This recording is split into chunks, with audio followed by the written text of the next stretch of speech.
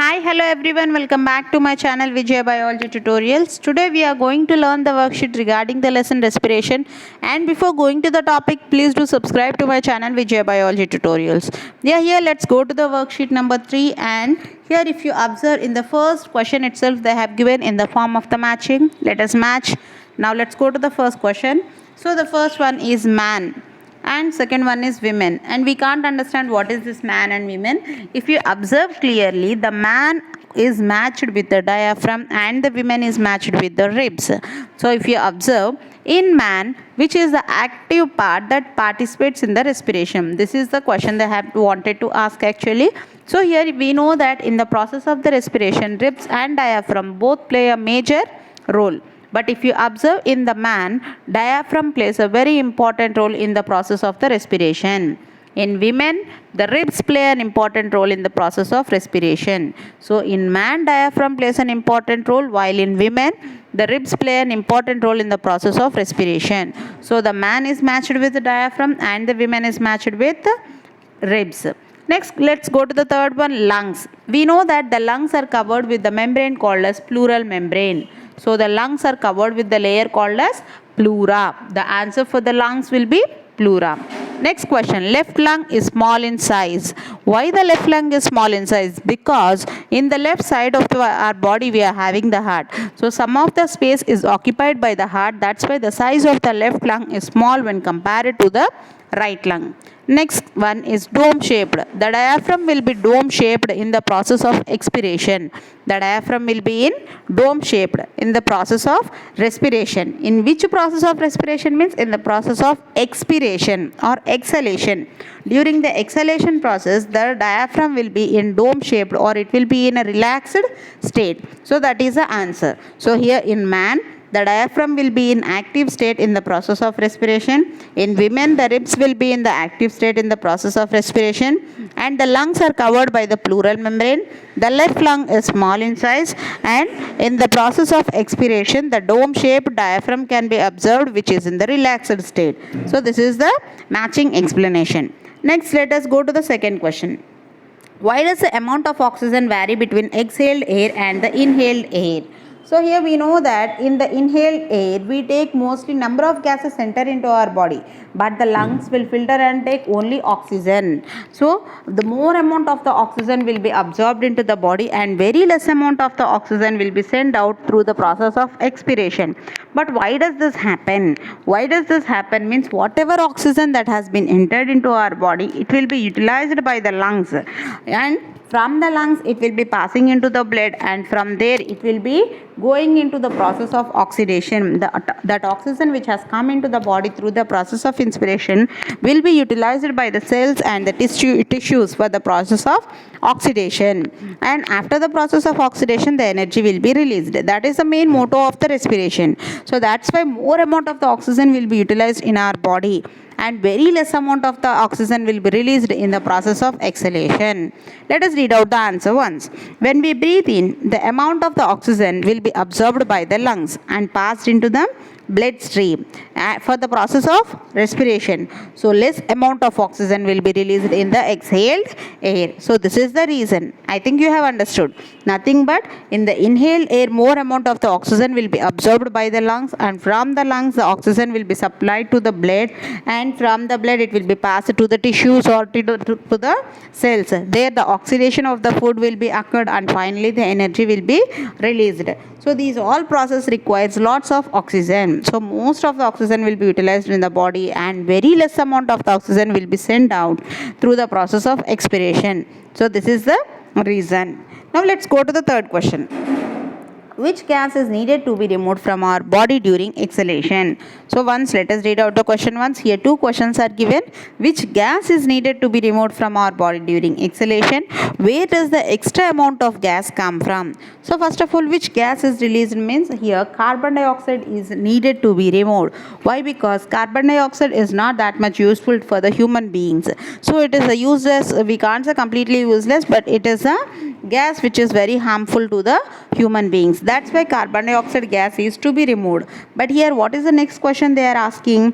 From where do this extra amount of the carbon dioxide is coming from? So from where do we are getting this extra amount? Already some amount of carbon dioxide is being added into the environment through the process of the expiration. Okay, and from where the remaining amount of the carbon dioxide is being released means by burning the fossil fuels. What are fossil fuels? Petroleum, diesel, kerosene, coal, these are called as fossil fuels. So when we burn the fossil fuels, compulsory the carbon dioxide gas will be released. So this is how some amount of carbon dioxide is being added into the atmosphere. Next, manufacturing industrial chemicals. So for any product, for any plastic product or for any product manufacturing, compulsory carbon dioxide is important. Carbon is important. So during that process also some amount of the carbon dioxide is being released. Next, generating electricity, thermal electricity. For the process of the thermal electricity, nothing but producing the electricity by burning the coal is called as thermal electricity. So for generating electricity also some of the carbon dioxide gas will be released. So these are the some of the reasons which are continuously adding the carbon dioxide into the atmosphere. So if you read out the answer, carbon dioxide gas is needed to be removed from our body during exhalation. This extra amount of the carbon dioxide gas comes from burning of fossil fuels, manufacturing industrial chemicals, generating electricity. I think you have understood the answer for this question. Let's go to the next question. What are the other situations to affect on respiration? So some are the important factors which affect the respiration. It may be age of a person, it may be habits of a person, or it may be weight of a person. Sometimes it may be a gender of the person also. And sometimes if any respiratory infections are there also, they also will affect the respiration. So let us read out one after the other. Some situations that affect on respiration are age. So we know that the small aged children will be respiring more number of times when compared to the adult people. And if you observe, more aged people means old people will be can respire very slowly. So there are some differences in the respiratory rates. Okay, so based on the age also the respiratory rate also will be changing. And next, weight. Heavy weight people cannot be able to respire more because of they require more amount of the oxygen. Due to heavy weight, more number of the cells, they require more amount of the oxygen. So they too require more amount of oxygen and their respiration rate also will be changing. Next one is exercises. When we do heavy exercises, automatically we want more amount of the oxygen. When these heavy exercises we are doing, we require more amount of the oxygen, so we respire more number of times. Next, some bad habits. So what are those bad habits? Let us see. Yeah, some bad habits like smoking and some infections that include diseases like pneumonia, bronchitis, asthma. So even smoking also will affect the respiratory rate, and the respiratory diseases also will affect the respiratory rate. So here these are the some of the factors which will be affecting the rate of respiration or situations which can change the respiratory rate. Yeah, let's go to the next question. Explain the respiration process in the human beings. So for this, let me show you the answer. Yeah, this is the answer for this question. If you observe clearly, events or in the process of the respiration, what are the steps going on?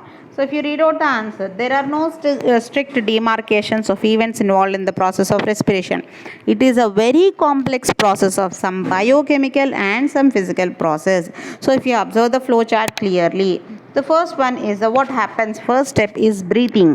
The first step is the breathing. Air movement into and out of the lungs means both expiration and inspiration will be occurring. That is called as a breathing. Next, gaseous exchange at lungs level. So if you observe down, exchange of gases between the alveoli and the blood. So during the process of the inspiration, first of all, if the air enters into our body, that entering of the air into our body is called as inspiration. When the air enters into the body, the air through the nostrils, through the trachea, it enters into the lungs. When it enters into the lungs, in the lungs we are having the alveoli, where you can observe the exchange of the gases. Means there harmful gases will be sent outside through the process of exhalation, and the useful oxygen gas will be taken up by the alveoli, and from the alveoli it will be moving to the blood. So next one, gas transport by the blood. So transport of the oxygen from the blood capillaries of alveoli. So here in the alveoli, the blood capillaries will be there, and from the blood capillaries, the oxygen will be passing to the body cells, and from there, the same blood capillaries will be collecting the carbon dioxide gas from the body cells. Okay, are you able to understand? First, the oxygen enters into the lungs. From the lungs, it enters into the alveoli, and the blood capillaries of the alveoli send the oxygen to the body cells. And in the body cells, whatever carbon dioxide is there, that carbon dioxide will be taken up by the same blood capillaries of the alveoli.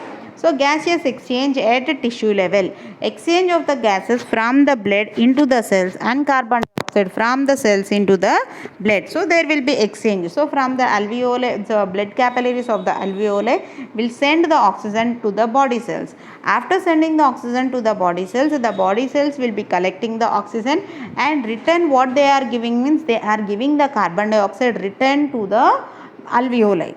Okay. Next is cellular respiration. Using oxygen in the cell process to produce carbon dioxide and water, releasing energy to be used for the life process. So during the process of the respiration, what will be the end products? Means carbon dioxide will be the end product, water will be released, along with the water some amount of the energy also will be released.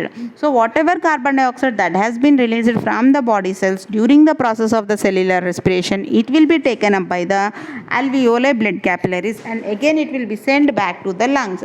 From the lungs, again the same carbon dioxide will be sent out through the process of the expiration. So I think you have understood. So first we take the air in, and the air will be filtered by the alveoli of the lungs. There the gaseous exchange takes place, and the oxygen which is present in the blood capillaries of the alveoli will pass to the body cells. There the body cells will utilize all the oxygen. After utilizing all the oxygen, after the completion of the cellular respiration, this body cells will give out of the carbon dioxide, and the same carbon dioxide will be carried out by the blood capillaries of the alveoli to the lungs, and from the lungs the carbon dioxide will be sent out through the process of the expiration. So these all process will be observed in the process of respiration in human beings. I think everyone has noted down the answer for this question. Now let's go to the next question.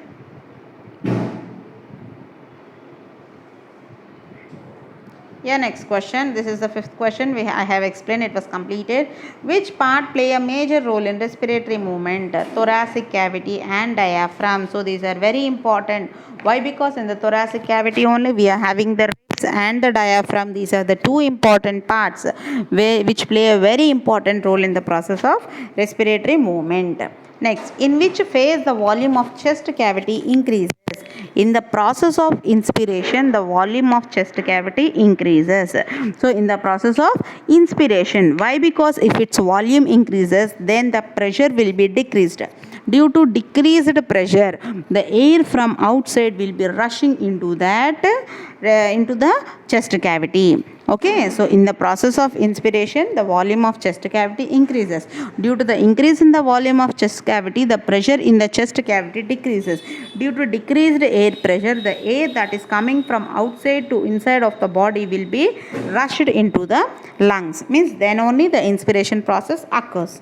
Next, what is meant by inspiration and expiration? So if you read out, the process of moving of air from outside into the lungs is called as inhalation or inspiration. The process of breathing the air inwards is called as inspiration. So either or definitions you can write down.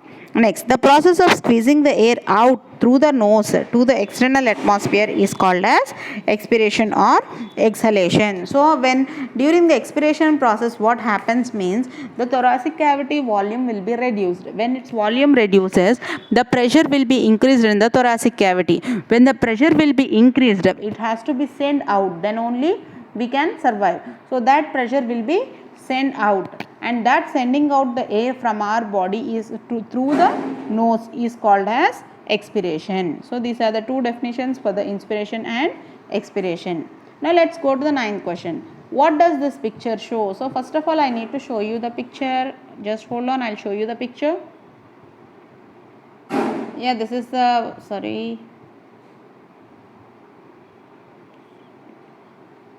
Yeah, this is the picture they has given actually. So what does this picture show? They are asking. This picture is showing the process of the movement of nothing but it is showing the movement.